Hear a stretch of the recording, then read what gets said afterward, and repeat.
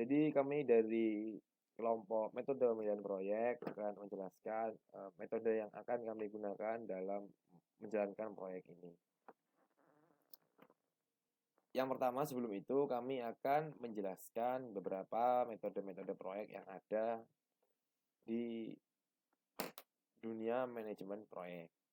Yang pertama adalah Agile, kemudian Kanban, Scrum, Lean, Waterfall, Critical Path, Six Sigma, Rapid Application Development, Prince2, dan PMI atau Project Management Institute.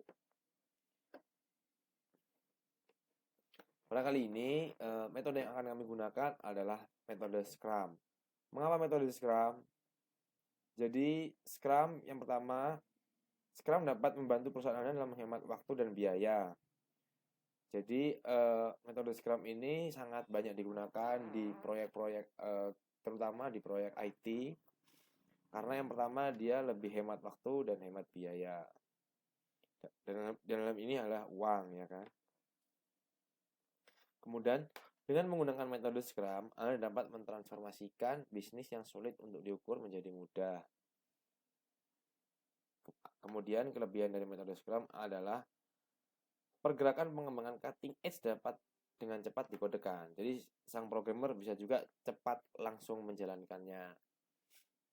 Kemudian dapat mengontrol dan monitoring aktivitas peningkatan dan penurunan beban pekerjaan. Jadi kayak untuk mengetahui workload dari suatu pengerjaan proyek IT itu bisa sangat terkontrol.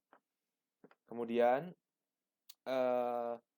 Scrum itu juga merupakan metode yang iteratif yang membutuhkan feedback secara berkelanjutan. Jadi dia mirip seperti Agile. Jadi dia perlu update selama pengerjaan proyek itu supaya dapat terselesaikan sesuai yang diinginkan. Kemudian adanya short sprint dan constant feedback. Nah, ini sesuai dengan yang sebelumnya.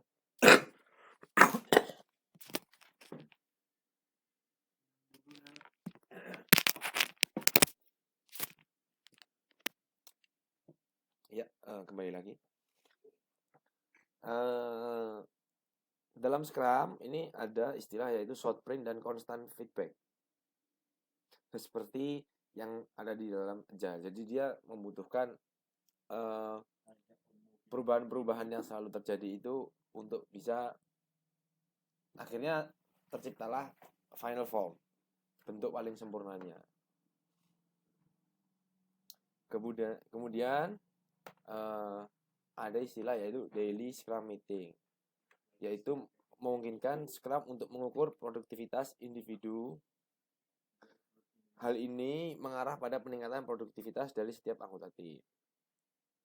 Kemudian dengan Scrum, setiap ada masalah yang timbul baru gitu dapat diidentifikasi dengan baik pada pertemuan harian. Jadi makanya kenapa Scrum ini sangat banyak digunakan, karena dia update-nya sering sekali. Jadi sangat bagus dan banyak orang yang pakai ini untuk metode untuk proyek-proyek yang khususnya proyek IT.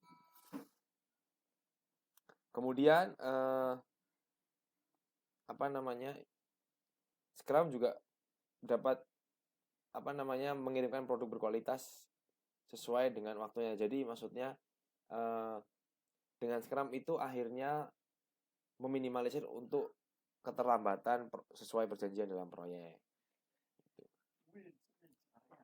Jadi itu sekian dari saya.